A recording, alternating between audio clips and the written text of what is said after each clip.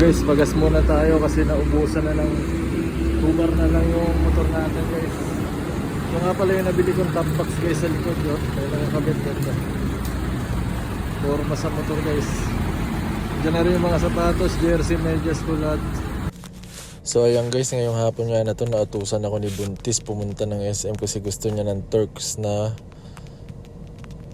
So eto guys, iniintay ko yung Turks na shawarma guys, and may naisip ako guys. May pupuntahan ako dahil hindi ko siya nabigyan ng flowers nung February 14. So ngayon tayo babawi guys. So nandito tayo sa SM Department Store. May mga sunflower dito guys. So eto. And dinagdagan ko pa ng rose guys para medyo sweet na matamis pa sa asukal. So ito guys, gagawin ko nga muna yung bouquet by Jammer Hamito.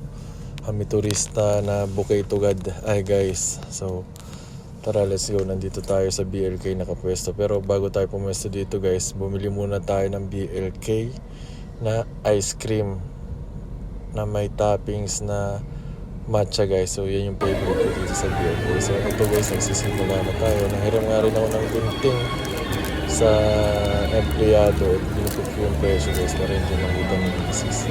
So baka sabihin niya ng mahal naman ito. Joke lang. So ito nga pala yung gunting guys. Ibabalik ko na kay kuya ngayon kasi natapos ko na gupitin yung mga price doon sa Bulaklak.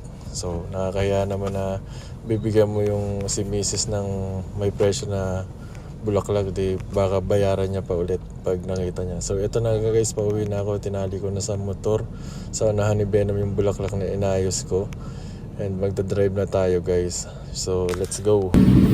Baby, may tinuro kasi sa akin si Bobby. Mami!